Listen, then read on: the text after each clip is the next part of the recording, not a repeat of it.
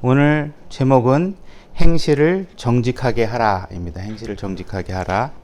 자, 본문 말씀 2장 12절 찾으셨으면 함께 읽어보도록 하겠습니다. 자, 찾으셨나요, 다? 네, 같이 12절만 함께 읽도록 하겠습니다. 시작. 이방인들 가운데서 너희 행실을 정직하게 하라.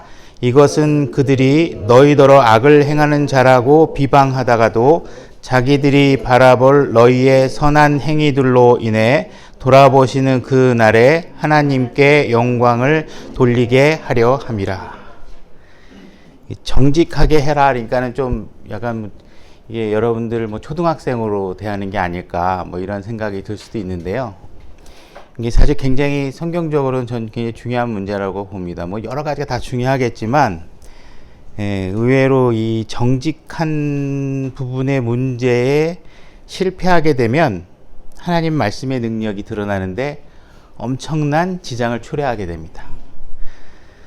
물론 우리 그리스도인에게 있어서 좋은 일이다, 착한 일이다, 잘한 일이다 이런 것들은 철저하게 기준이 명확합니다. 성경에서 하나님이 말씀하고 있으신 바대로 하는 것이 하나님 말씀의 편에 서는 것이 선한 일입니다. 그죠? 굿한 일이에요. 착한 일, 좋은 일인데 세상 사람들은 성경의 기준이 없으니까 나름대로 잘한다고 하는 일들이 제각각이죠. 그래서 어떤 사람들은 술 한잔 먹는 삶이 좋은 삶이라고 하고 그게 좋은 일이라고 하고 여러 가지 죄악된 일들에 동참하는 일이 인생은 그렇게 즐기면서 사는 거라고 제안을 하기도 합니다. 그래서 세상 사람, 이 선하다, 나쁘다 하는 일들은 약간 좀 가치부여적인 게 있어요. 우리가 볼 때는 저건 나쁜 일인 것 같은데 어떤 사람은 잘한 일이라고 할 수가 있거든요. 제가 누구를 확 욕을 해주면 야, 상처 주게 왜 그런 사람한테 욕을 하고 그래? 그 나쁜 일이잖아. 근데 어떤 사람은 잘했어. 한 욕 좀 먹어야 돼. 이렇게 얘기할 수도 있잖아요. 그죠? 그래서 뭔가 잘한다, 착하다, 좋다 하는 일들이 세상 사람들에게는 굉장히 가치부여적인 게 있어요. 근데 정직하다, 안 정직하다는 믿는 사람이나 믿지 않는 사람들이나 거의 팩트에 기반하는 일들이 많습니다. 그죠? 그래서 예를 들어 어린아이들에게 예를 들어 그릇을 누가 잘못하다 깼다 그러면 이거 네가 깬 거야? 그랬을 때 내가 깼어요 라고 얘기하는 거는 팩트에 기반한 사실이에요. 그죠?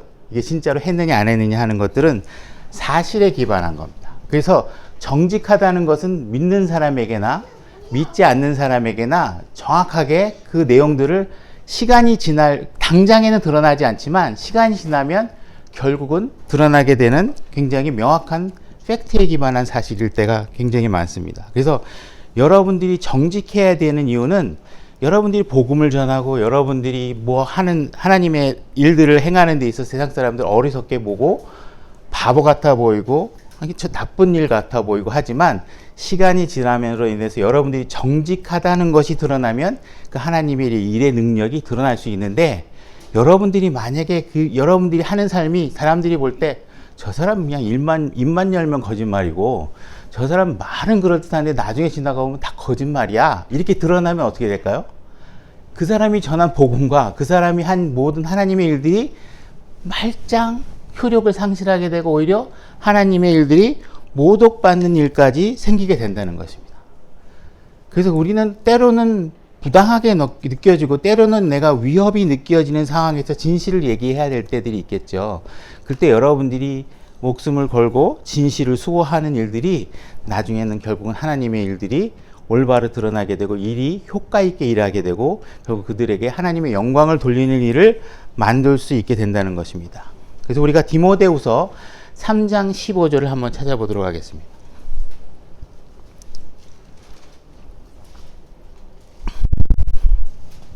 디모데후서 3장 15절.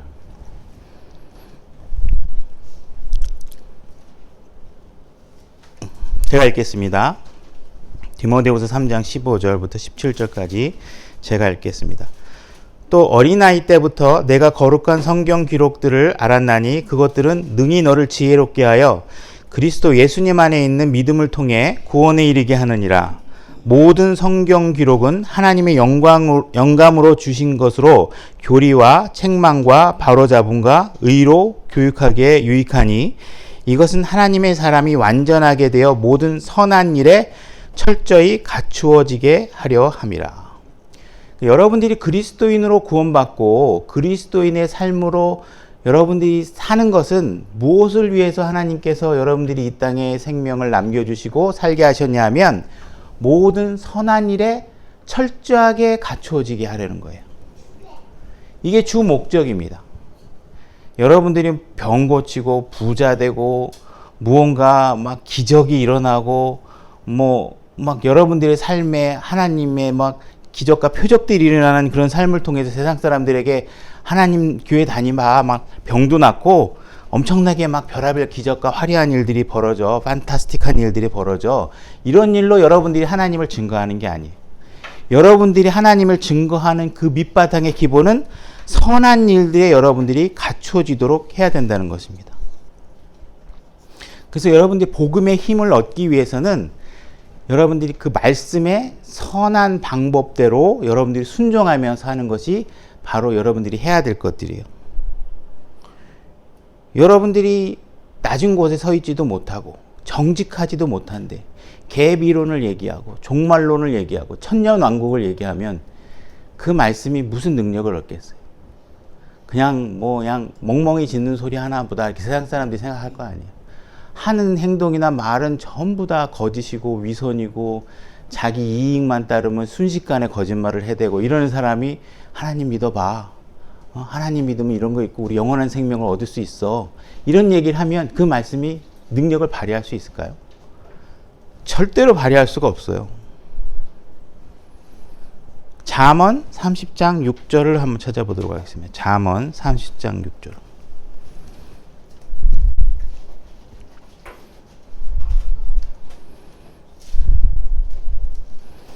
잠언 30장 6절입니다.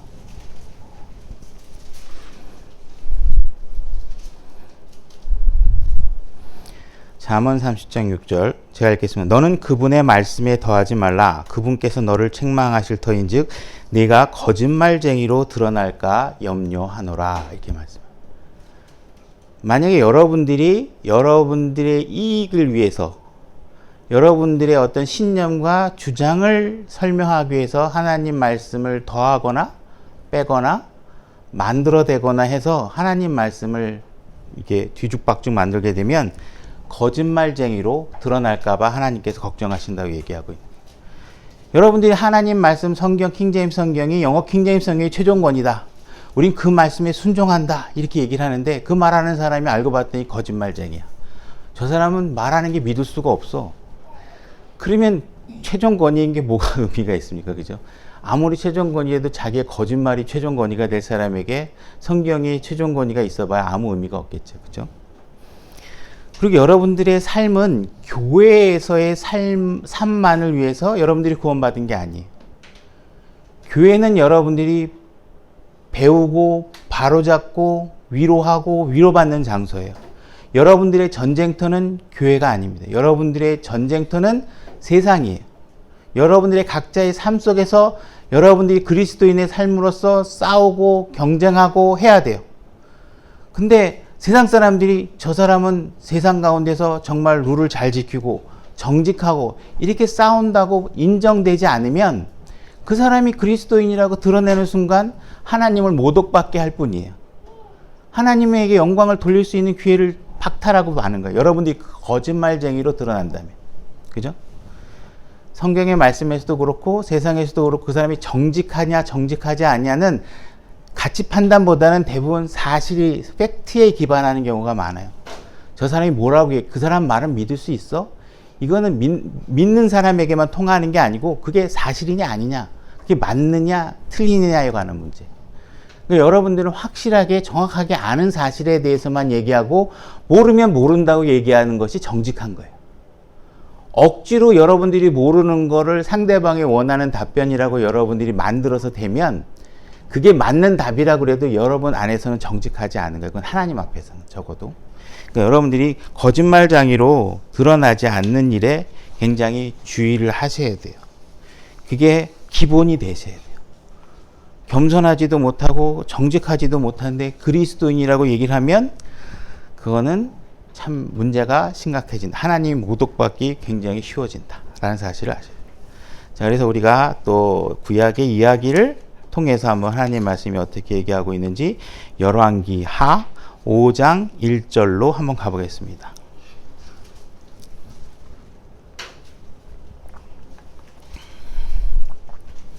열왕기 하 5장 1절입니다.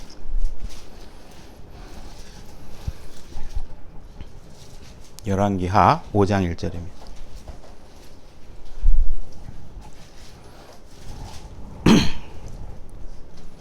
열왕기하 5장 1절입니다. 제가 천천히 읽어보도록 하겠습니다. 이제 시리아 왕의 군대 대장 나아만은 자기 주인에게 크고 존귀한 자였으니 이는 주께서 그를 통해 시리아에 구출을 주셨기 때문이더라. 그는 또한 강한 용사였으나 나병 환자더라. 이방인의 나병 환자인 장군인데요. 이 장군이 이제 엘리사를 찾아가게 됩니다. 그 병을 고치기 위해서. 그래서 우리가 과정을 살짝 넘어서 9절로 이동할게요. 자, 5장 9절로 가겠습니다. 그래서 이제 나아만이 자기의 말들과 병거를 거느리고 와서 엘리사의 집 문에 서니 엘리사가 사자를 그에게 보내어 이르되 가서 요르단 속에서 7번 씻으라. 그리하면 내 살이 다시 나와 내게 정결하게 되리라 하니라. 이렇게 되어 있어요. 요르단 강에 들어가서 7번 씻으라고 되어 있는 거예요. 어려운 문제 없죠.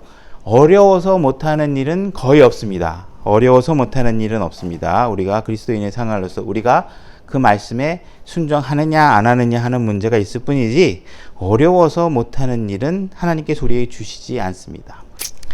그러나 나아만이 노하여 물러가며 이르되 보라. 여기 맞나요? 아니다. 10절부터 읽어야 되는, 이거 11절 맞죠? 그러나 나아만이 노하여 물러가며 이르되 보라.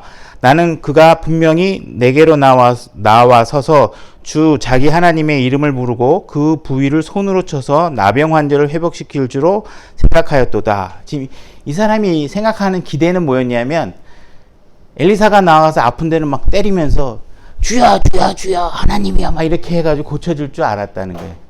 이게 대부분의 종교 생활을 하는 사람들이 요구하는 기대치예요. 그죠?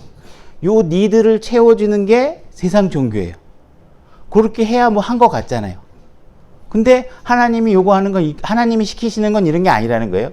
물속에 들어갔다 나왔다 하고 그냥 말로만 했는데 그걸 순종하느냐 안 하느냐의 문제지 너무 싱거워서 재미가 없어 하는 거예요. 세상 잘못된 종교들은 이러한 여러분들의 기대치와 필요를 충족시켜주는 거예요. 거짓 종교들이 그렇다 한다는 거예요. 12절 다마스쿠스의 아바나와 바르빌강이 이스라엘의 모든 물보다 낫지 아니하냐. 내가 거기서 씻으면 정결하게 되지 아니하랴 하고 이에 돌아서서 분노하며 떠나가니. 그러니까 야, 우리 동네 한강에 들어가면 더 나을 것 같은데 왜 자꾸 이런 물에 들어가게 하느냐, 이런 얘기를 하면서 가고 있는 거예요. 뒤돌아서서 그의 종들이 가까이 나와 그에게 말하여 이르되 내 아버지여, 만일 대언자가 주인에게 명하여 어떤 큰 일을 행하라 하였더라면 주인께서 그 일을 행하지 아니하셨으리까. 그런즉 하물며 그가 주인에게 말하기를 몸을 씻어 정결하게 되라 함이리까 하매. 그러니까 어떤 큰 일을 하라고 그래도 했을 텐데 이 간단한 일인데 좀 해보시지 않겠습니까? 그러는 얘기죠. 그래서 뭐 108배를 해라, 뭐 7년간 면벽 수행을 해라, 뭐 이런 거 하라고 그래도 할 것 같은데 물속에 한 7번 들어갔다 나오는 거 이거 밑자의 본전 아닙니까? 좀 해보십시오. 이렇게 얘기하는 겁니다. 이에 그가 내려가서 하나님의 사람의 말대로 요르단 속에 7번 몸을 담그니 그의 살이 다시 나와 어린아이의 살같이 되고 그가 정결하게 되었더라. 지금 나아만 장군은 지금 이 종의 말을 듣고 긴가민가 하면서 했을 거예요. 그죠? 내가 이거 막 나을 줄 믿습니다. 뭐 물속에 들어가면서 뭐 온몸이 치유되는 듯한 막 믿음을 갖고 들어간 게 아니라 긴가민가 이거 진짜 할까 믿자야 본전이겠지 하고 한 거예요. 그죠? 그 다음에 여기서 또 우리가 재미있게 볼 수 있는 거는 이 나아만 장군이 귀를 기울인 대상, 그 사람이 귀를 기울인 대상은 누구냐면 높은 사람의 말이 아니에요. 종의 말에 귀를 기울였다는 거예요. 이 사람의 얼마나 마음이 낮은 자에게까지도 관심이 있고 낮은 쪽에 자기 마음이 놓여 있지 않으면, 누가 저 사람이 나보다 낫다고 여기지 않으면 그 사람 말이 나한테 아무 효력을 발생하지 않잖아요. 내가 저 사람을 무시하는데 무시하는 사람이 하는 얘기를 듣겠어요? 그러나 낮은 위치에 있지만 그 사람의 말을 존중할 수 있다는 그 마음의 자세가 있는 거죠. 그리고 나아만 장군이 이 나병이 치료된 것은 전적으로 말씀에 순종했기 때문에 치료된 거지, 그 사람의 마음이나 느낌이나 신념과는 아무 상관이 없다는 거예요. 엘리사가 하라고 한 그 말씀, 하나님의 사람이 하라고 한 말씀에 순종했느냐 안 했느냐의 차이라는 거예요. 그러니까 여러분들은 신앙생활 할 때 듣기만 하고 그럼요, 뭐 저도 잘 압니다, 뭐 그렇게 살아야죠 하고 뒤돌아서서 아무것도 안 하면 아무 일이 안 일어나는 거예요, 여러분의 삶에. 그렇게 했을지언정 가서 그래? 하나님 시킨 대로 해볼까 하고 실질적으로 했을 때 여러분들에게 무슨 일이 일어나는 거예요. 순종하느냐가 중요하다는 거예요. 그죠? 그렇게 하시는 거예요. 자, 15절로 가볼까요? 그가 자기의 온 무리와 함께 하나님의 사람, 엘리사죠. 하나님의 사람에게로 돌아가서 나아가 그 앞에 서서 이르되 보소서 내가 이제 이스라엘 외에는 온 땅에 하나님이 없는 줄 아나이다. 그러므로 이제 원하건대 당신의 종에게 복된 선물을 받으소서 하였으나, 자, 지금 이 나아만 장군은 지금 엘리사의 말대로 했더니 병이 고쳐졌어요. 그죠? 그러니까 이거에 대한 감사의 마음이 일어나는 건 지극히 당연한 거죠. 그래서 뭔가 살해를 하고 싶어 하는 마음이 일어난 거예요. 그래서 선물을 가지고 찾아간 겁니다. 그죠?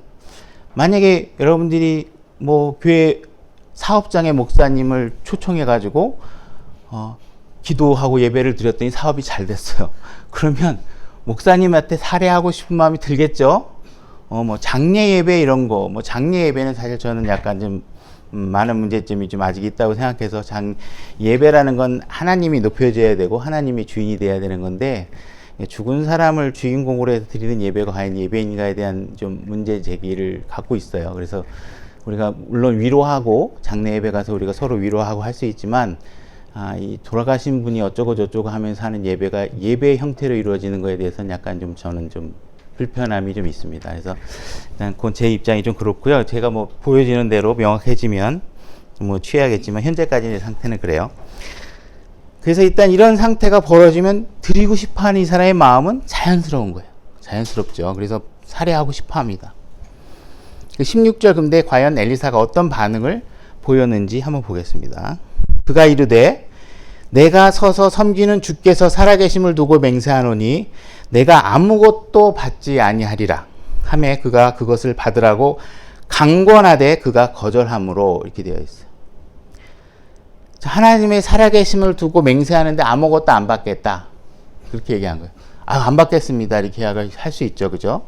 누군가가 저 안 받겠습니다 그랬을 때 이 나아만 장군이 뭘 했냐면 강권했다고 해서, 강권했다는 게 쉽게 얘기하면 주머니에 막 찔러 넣어준 거예요. 받으시라고. 아무것도 아니니까 편하게 받으시면 된다. 강권한 거예요.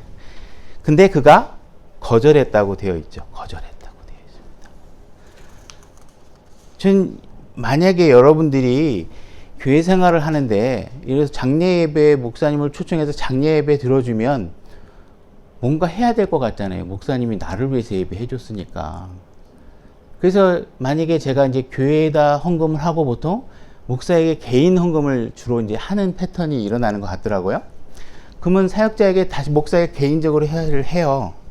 그러면 다음에 장례를 겪어야 될 사람 입장에서 과거 사례를 알고 싶어 하잖아요. 너 장례 예배 드릴 때 목사한테 얼마 드렸어? 뭐 우리 물어. 그때 제가 한 100만 원 드렸어요. 그러면 부담 있는 사람 목사를 초청할 수 있을까요? 없어요. 적어도 신약교회에서는 제 생각에는 교회가 공적으로 사역자에게 페이를 주면 그 풀타임 사역을 하면서 공적인 페이를 받으면 그 사역 갖고 성도들을 섬기면 돼요. 그 성도들은 그 각각의 건별로 막 사례를 하려고 그러면 문제가 심각해진단 말이에요. 문제가 심각해져요. 그죠? 그럼 이 사람 부르면 차비 줘야 되고, 저 사람 부르면 뭐 밥을 뭐 얼마짜리 먹었어? 뭐 그래서 10,000원짜리 사드리면 안 되겠네. 그럼 20,000원짜리 사드려야 되는 거 아니야? 이렇게 되면 목사의 개인적인 사역에 막 값이 매겨지고 이러면 교회가 얼마나 혼돈스러워지겠어요. 교회의 목사는 교회가 페이를 하고 그 페이 받은 만큼 성도들을 케어하고 관리하면 되는 거죠. 그죠? 부를 때마다 막 얼마 줬는지 신경 쓰고 맨날 그 돈을 줘야 되면 가난한 사람 목사를 어떻게 불러요? 미안해서 못 부를 거 아니에요. 그죠? 드릴 돈도 아무것도 없고 오시면 드릴 차도 없고 막 이런데 우리는 목사님 못 불러. 같이 기도하자고 좀 교회 목사님하고 성도 좀 불러서 좀 집에서 같이 기도 좀 했으면 좋겠는데 나 못 부르겠어. 장례 예배 못 하겠어. 이런 상황이 벌어진단 말이에요. 물론 전 장례 예배는 좀 문제가 있다는 예를 들어서 그런 식의 상황이 벌어지잖아요. 그러니까 저는 개별적으로 여러분들이 사역자들에게 페이를 하는 문제는 목사와 그 개별자 사이에 왜곡된 관계를 형성할 뿐이라는 것을 여러 번 제가 강조를 드리는 거예요. 제가 아무리 봐도 이 문제는 올바르지 않다고 봐요. 만약에 목사가 월급이 적어서 불쌍한 것 같아. 그러면 교회를 통해서 교회의 공식적인 채널을 통해서 합법적인 방법으로 페이를 주는 게 맞는 거지. 여러분들이 개별적으로 불쌍하니까 가서 찔러주고 그렇게 하면 그 사람하고 나의 관계는 점점 나빠지고 그 사람은 잘못된 일에 길들여지게 되잖아요. 그럼 돈 궁하면 찾아다닌단 말이에요. 전 옛날에 학교 선생님이요. 시험 전날 되면 우리 집에 와서 나를 공부를 가르치겠다고 오는 거예요. 그럼 우리 어머님이 그냥 못 보내잖아요. 그래서 선생님들이 대부분 옛날에 그 돈을 벌고 싶으면 그 돈을 줄 만한 집안의 사람의 학생들 집에 가정 방문을 해요. 시험 전날. 그러면 선생님들이 와 자기 아들 가르쳐 주는데 날 와서 막 뭘 가르쳐 줘요. 다음날 갔더니 선생님이 가르쳐 준 게 시험 문제 다 나오는데 나는 100점을 못 맞겠어 그래도. 머리가 나빠서. 그냥 교육 현장에서도 그렇고 이렇게 사적인 관계에 돈이 지불되고 페이되고 하는 일들은 왜곡된 관계를 만들 뿐이다. 그거는 예를 들어서 만약에 제 감독이 취해있는데 여러분들이 개별적으로 저에게 무슨 사례를 한다든지 이러면 제가 하늘에 가서야 될 보상에 기회를 박탈할 유혹을 자꾸 하시는 게 되는 거겠지. 그죠? 돈 좋아하잖아요. 사람이. 돈의 유혹 앞에서 무너지고 돈 때문에 모든 죄들이 일어나고 돈 때문에 많은 일들이 벌어져요. 왜곡되고 하는 일들에 대해서 우리가 교회 안에서는 얼마든지 지킬 수 있는 명분이 있잖아요. 하나님의 일을 하는 데 있어서 그게 얼마나 잘못됐는지 우리가 알면 그런 일들에서 서로를 지켜줄 수 있다라는 거죠. 그래서 개인적인 사례를 해서 서로가 이렇게 왜곡된 관계가 발생하지 않도록 하는 것이 정직한 사역인 거죠. 근데 자, 이제 나아만 장군의 17절로 가서 한번 나아만 장군의 고백을 한번 들어볼게요. 자, 이 고백은 나중에 우리 베드로가 하는 고백과 한번 좀 비교를 해봤으면 좋겠어요. 17절. 나아만이 이르되 그러면 원하건대 2마리 노새의 짐이 될 만큼의 흙을 당신의 종에게 주지 아니하시겠나이까. 이제부터 당신의 종이 번제 헌물이든지 희생물이든지 다른 신들에게는 드리지 아니하고 오직 주께만 드리려 하나이다. 지금 그 지역에 나는 땅의 흙이라도 좀 주십시오. 내가 지금 보니까 이스라엘에 있는 하나님이 진짜 참 하나님이라는 걸 제가 알겠습니다. 그래서 제가 이제 앞으로는 어떤 다른 신에게도 희생물을 드리지 않고 오직 하나님에게만, 이스라엘의 하나님에게만 내가 희생물을 드리겠습니다. 고백을 하는 거예요. 진짜 이분이 진짜 하나님이라는 걸 알았다는 거예요. 근데 18절 뭐라고 또 이어서 얘기를 하냐면 이 일에서는 주께서 당신의 종을 용서하시기 원합니다. 자, 앞으로 내가 할 이야기 있는 부분은 저를 용서해 줬으면 좋겠습니다. 그게 뭐냐면 곧 내 주인께서 림몬의 집에 들어가 거기서 경배하며 내 손에 의지하심으로 내가 림몬의 집에서 몸을 굽히오니 내가 림몬의 집에서 몸을 굽힐 때 주께서 이 일에서 당신의 종을 용서하시기 원하나이다 하매 이렇게 돼 있어요. 이 얘기 뭐냐면 내가 진짜 참 하나님이 이스라엘 하나님이라는 거 알겠습니다.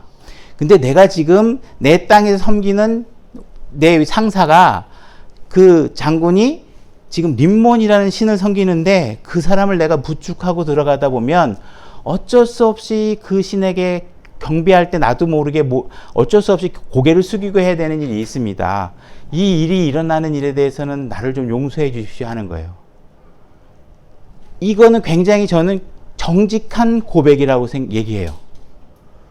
만약에 여러분들이 하나님 당신 일단 나중에 베드로에게 얘기했지만 베드로는 예수님이 너 조금 있으면 나 부인할 거야. 3번 부인할 거야. 아닙니다. 제가 어떻게 예수님을 거부하겠습니까? 부인하겠습니까? 난 절대로 그런 일이 없을 겁니다. 이렇게 했던 사람과 이 사람은 지금 하나님을 진짜 주인으로 섬기고 나서 자기 앞으로 일어날 일들을 생각하니까 너무 두려운 거예요. 뭐냐? 내가 지금 당장은 그 신에게 들어가서 경배할 수밖에 없는 상황이 벌어지는데 이 일에 대해서 어떡할까? 그리고 그 문제에 대해서 솔직하게 고백을 하고 있는 거예요. 이게 정직하다는 거예요. 적어도 여러분들은 하나님을 올바로 믿든 안 믿든 그걸 떠나서 이 사람은 정직하게 얘기하고 있다는 거예요. 자기 마음에 있는 것들을. 하나님은 이렇게 정직한 사람을 좋아하신단 말이에요. 베드로는 답은 우리가 원하는 정답을 얘기해요. 근데 못 지키잖아요. 자기를 과신하고 있단 말이에요. 이 사람은 자기를 과신하지 않잖아요. 자기의 약점을 너무 알고 있잖아요. 지금 자기 속한 세상 속에서 목숨을 부지하고 살려면 거기 가서 절을 할 수밖에 없습니다.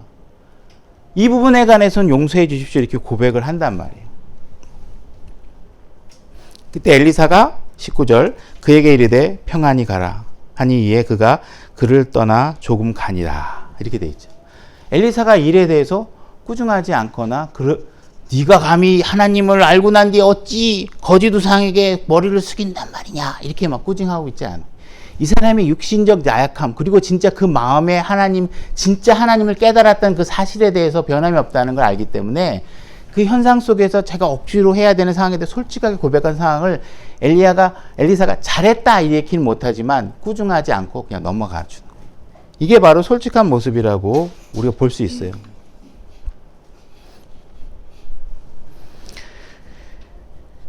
그 다음에 게하시 이야기 20절로 한번 넘어가 볼까요? 이제 그렇게 얘기하고 이제 나만 장군이 이렇게 떠나가려고 조금 가고 있는데 이제 이런 일이 벌어지고 있는 거예요. 20절. 그러나 하나님의 사람 엘리사의 종 게하시가 이르되 보라 내 주인이 이 시리아 사람 나아만에게 의무를 면제해 주어 그가 가지고 온 것을 그의 손에서 받지 아니했도다.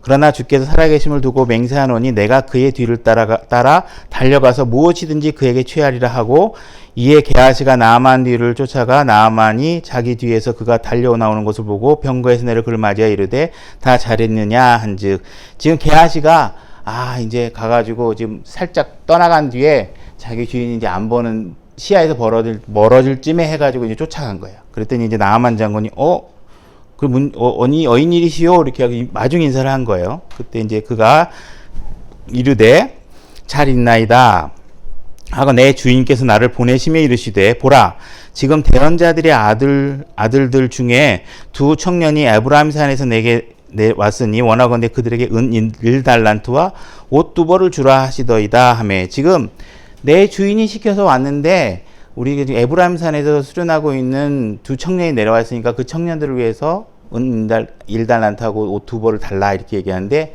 이게 지금 뭐예요? 거짓말하고 있는 거죠. 거짓말하고 있는 거예요. 지금 이방 땅에서 온 나아만 장군은 굉장히 정직하고 솔직하게 모든 일에 접근하고 있는 반면에 하나님의 사람 측근에 있는 종은 지금 돈에 눈이 멀어가지고 거짓말을 하고 있는 거예요. 뭔가 저 사람은 건드리면 나올 게 있다 생각이 든 거예요. 그래서 달라고 하는 거예요. 그 나아만이 이르되 흡족히 여기고 2달란트를 받으라 하고는 그에게 강권하며 은 2달란트를 옷 2벌과 함께 주머니에 넣어 묶어주고 자기의 두 종에 그것을 지워주매 그들이 게하시 앞에서 그것을 지고 가니라. 지금 오히려 1달란트하고 옷 2벌을 달라고 했는데 나아만은 은 2달란트를 주죠. 더 주죠.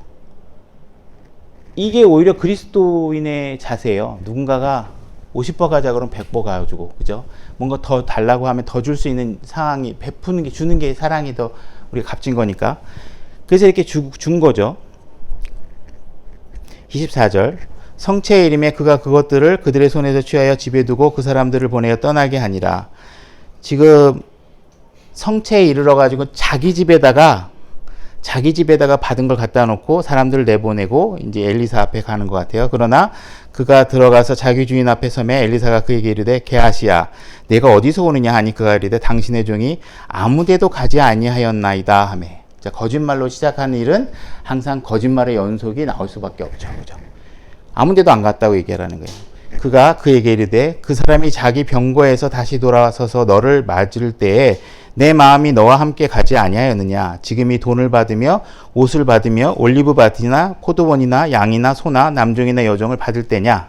그러므로 나아만의 나병이 내게 굳게 붙어 내 씨에게 영원토록 붙으리라 하니 그가 그의 앞에서 떠나가며 나병 환자가 되어 눈같이 희게 되니라. 그래서 결국은 게하시가 거짓말한 것 때문에 나병이 이 사람에게 옮겨간 상황이 벌어진 겁니다. 그죠? 그래서 오히려 이렇게 우리는 그리스도인이면서도 세상 사람들보다도 못하게 거짓말을 아주 믿음으로 거짓말을 대범하게 행하는 경우가 너무 많이 있어요. 이런 부분들에 관해서 우리가 경각심을 갖고 사실 필요가 있겠죠. 그 다음에 우리가 사도행전 5장으로 한번 가보겠습니다. 사도행전 5장 1절.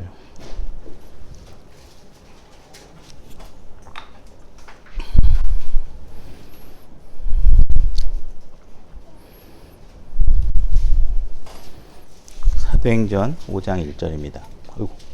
네.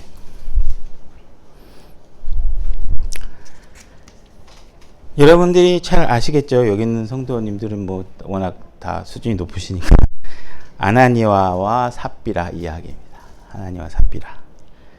뭐 아시는 이야기지만 뭐 좀 읽어가면서 보겠습니다. 5장 1절입니다.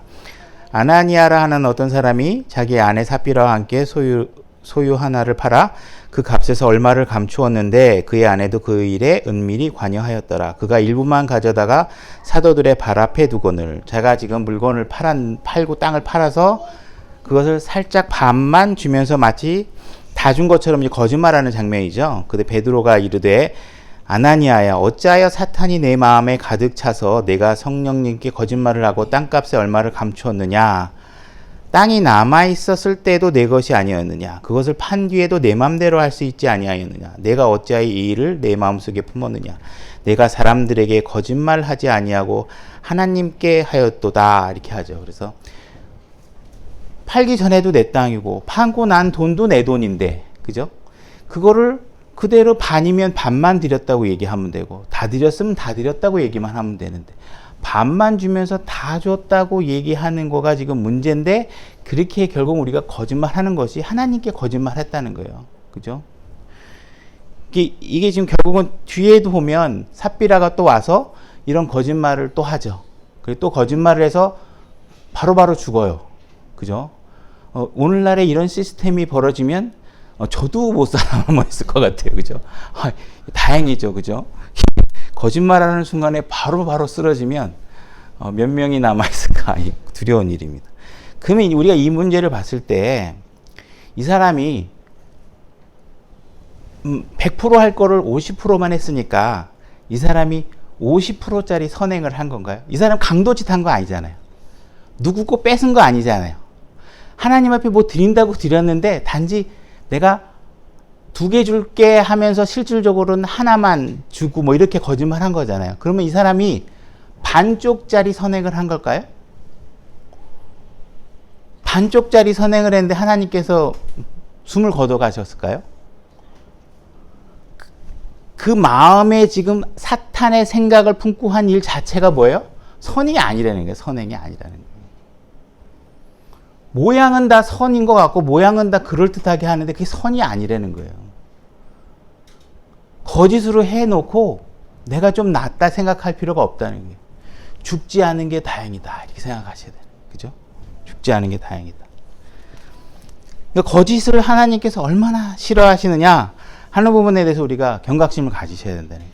이건 단지 초대교회의 일벌백계 차원에서 하나님께 상징적으로 일어나신 거니까 안심하고 사셔도 돼요. 근데 오늘날은 이렇게 하지 않지만 분명히 하나님께서 경종을 울려주시는 거예요. 선을 행할 때 너희들이 생각하는 그런 기준으로 하지 말아라. 정직하게 했으면 얼마나 좋냐 이거죠. 정직하게. 나만처럼 내가 못하는 게 있으면 못한다고 고백하면 되잖아요. 나 그거 못해요. 그러면 되잖아요. 그게 정직한 거거든요. 제가 89년도에 미국에 갔을 때 한국 학생들하고 그 미국에 있는 학생들하고의 그런 그 정신적인 그 차이가 느껴지는 게 뭐냐면요. 우리는 뭐 친구들 사이에서 너 내 숙제 좀 도와줘. 이거 나 되게 어려운데 좀 도와줘. 그러면 한국 사람들 대부분 알았어 이렇게 얘기해요. 다. 네. 근데 그렇게 이해한 사람 중에 실제로 도와주는 사람은 10명 중에 2명도 안 될 정도로 뭐 이렇게 돼요. 그냥 예라고 대답하는 게 상식이에요, 우리는. 근데 미국 사람들은 너 이거 좀 도와줘 그러면 자기가 못 도와주면 절대로 예 안 해요. No! 이렇게 얘기한단 말이에요. 나 못 도와줘 지금. 뭐 이렇게 딱 얘기해요. 그럼 한국 사람들은 무슨 생각이 드냐면 냉정한 자식. 그걸 또 이렇게 싫다고 거절하냐. 근데 그 사람은 그 대신에 미국 애들은 yes 그러면 반드시 해요. 그 정직이에요. no면 no, yes면 yes. 내 마음의 상태나 내가 지킬 수 있는 여부를 정확하게 판단해서 할게 그러면 하는 거고, 못할 것 같으면 그 순간에 정확하게 내가 무슨 체면에 어떤 먹칠을 하더라도 no 이렇게 얘기하기를 원하시는 게 하나님께서. 솔직하라는 거예요. 솔직하라는 거예요. 디모데전서 6장 12절로 가보겠습니다. 디모데전서 6장 12절.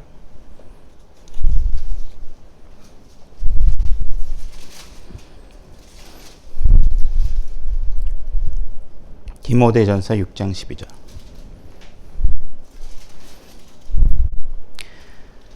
읽겠습니다. 믿음의 선한 싸움을 싸우며 영원한 생명을 붙들라. 그것을 위하여 너 역시 부르심을 받았고 많은 증인들 앞에서 선한 고백을 고백하였도다. 선한 싸움을 하셔야 되는데 선한 싸움이 반칙이 들어가면 안 되겠죠. 그죠? 거짓이나 비겁한 방법이나 잘못된 방법, 속임수를 써가지고 이기는 건 선한 싸움이 아닙니다. 그래야 여러분들의 고백이 선한 고백이 될 수 있어요.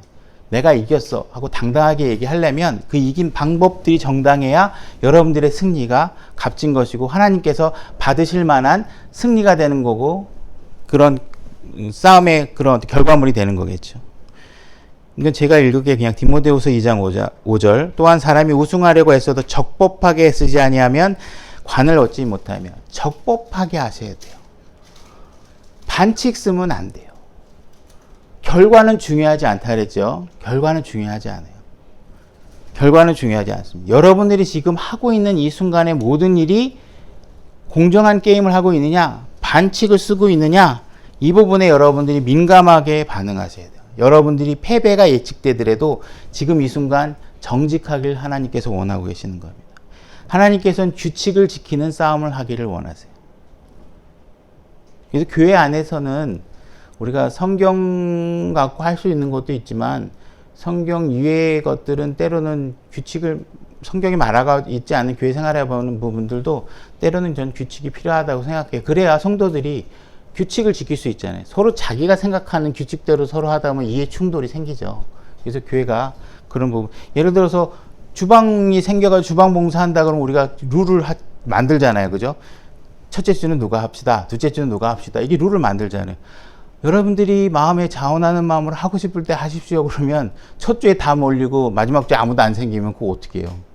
그러니까 그거는 자원하는 마음으로 할 수 있는 부분이 있고, 우리가 교회가 그릇을 만들고 룰을 만들어서 그 룰 안에 여러분들이 이 교회는 한 달에 4번의 조를 나눠서 하는구나. 그럼 내가 몇째 주에 들어가는 게 이 교회 룰에 적합하게 내가 적응할 수 있구나 하는 것들을 만들어야죠. 그죠?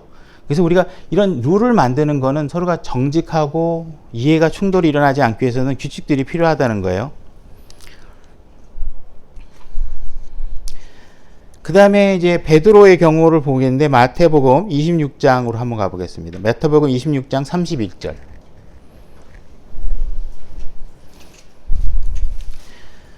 마태복음 26장 36절. 제가 이제 시간도 많이 갖고 제가 이제 읽지 않고 내용을 다 아실 테니까 제가 설명하고자 하는 취지만 말씀드리면서 넘어갈게요. 베드로 같은 경우는 예수님께서 십자가에 못 박혀 달려 돌아가시기 전에 예수님께서 베드로에게 얘기하면 네가 수탉이 울기 전에 나를 3번 부인할 것이다 이렇게 얘기를 합니다.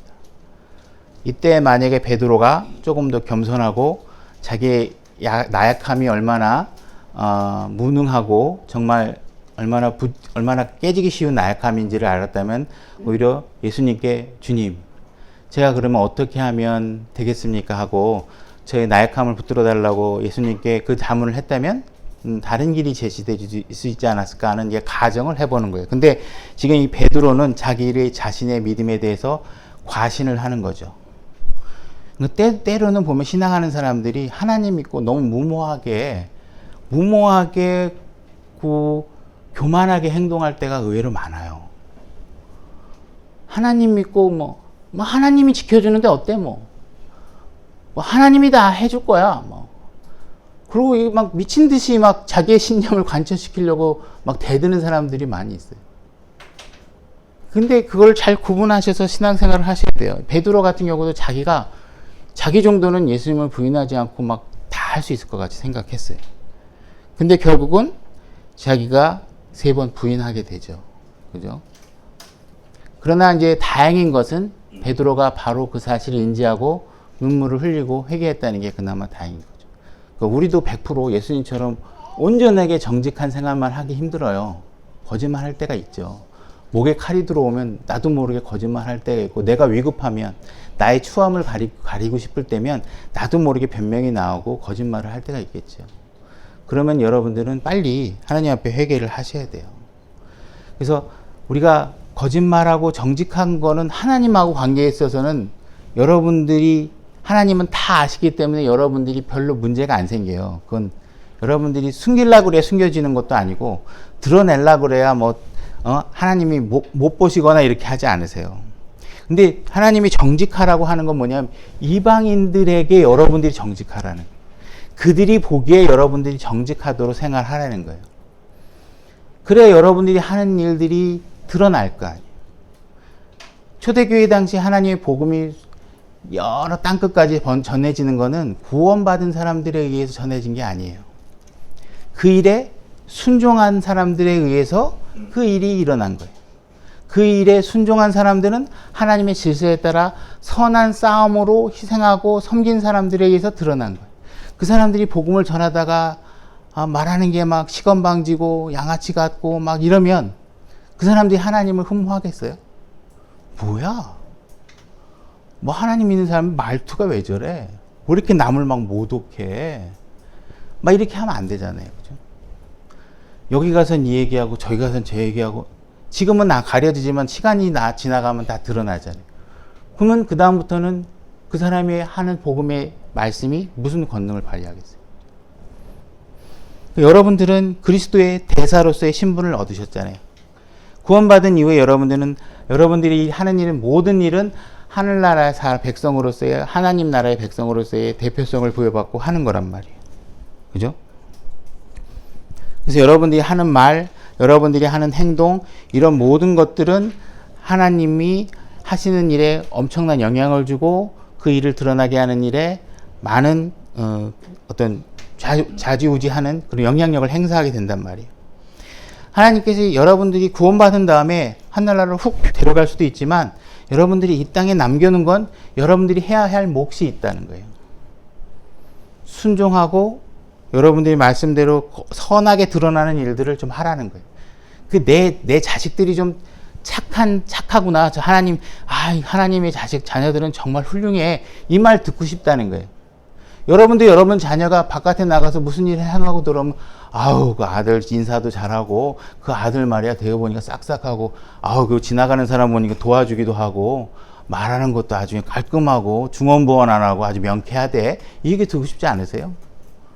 자네 아들은 왜 그래? 뭘 말을 하면 막 이 말인지 저 말인지도 못 알아듣겠고, 이게 무슨 아는 체하고 다 얘기했는데 나중에 가서 확인해 보니까 하나도 안 맞더만. 그거 왜 자기 생각을 그렇게 막 그냥 근거도 없이 자기 주장하는 거야? 어떤 사람 물어보면, 그거 이렇게 하면 돼. 저렇게 하면 돼. 근데 그게 자기가 알아서 하는 게 아니라 자기 신정을 막 얘기하는 사람들이 있어요. 나중에 알고 보면 법에 그런 게 없어. 야, 이거 세금 어떡하지? 그거 안 내도 돼. 막 이런 사람들도 있어요. 그럼 알아서 그러느냐? 그 사람 말 듣고 안 내다가 문제 생기면 그 사람 책임져 주나요? 아니잖아요. 그죠? 법대로 하셔야 돼요. 법대로. 정직하게. 그러면 저 사람 말을 들었더니 정말 정확하게 내가 효과를 봤구나. 저 사람 말은 정말 신뢰할 만해. 이런 일을 들어야 되잖아요. 그죠? 그러니까 여러분이 그리스도인으로 삶을 살면서, 아, 하나님의 자녀들이구나. 저 사람하고 같이 일했더니 내가 일이 참 잘 돼. 아니, 저 사람이라고 일했더니 맡은 일을 참 잘하던데? 뭐 이런 칭찬을 받는 일로서. 그죠? 정직해. 이게 기본이 돼야 되겠죠? 그래서 이런 일들을 여러분들이 지속적으로 하셔야 된다. 처음에는 우리가 읽은 본문에 이렇게 되죠. 처음에는 악하다고 비방을 하다가도 이렇게 돼 있잖아요.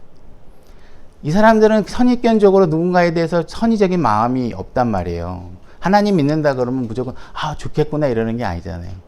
지금도 교회 건물 없는다 그러면 힘들잖아요. 교회 얻는다 그러면 다 싫다 그래. 교회 하겠다 그러면 얼마나 교회가 악한 평판을 들었으면 그죠?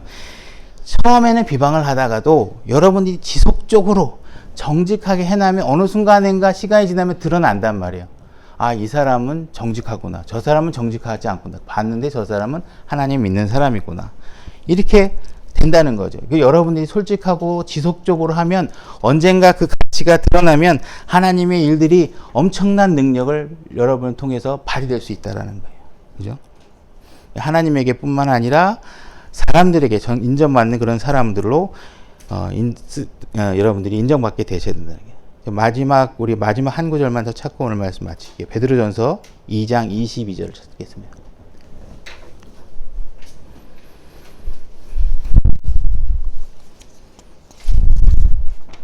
베드로전서 2장 22절.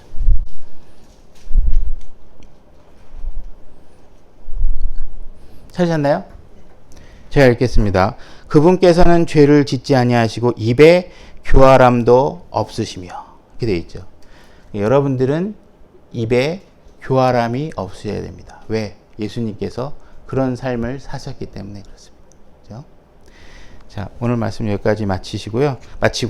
다 같이 일어나서 오늘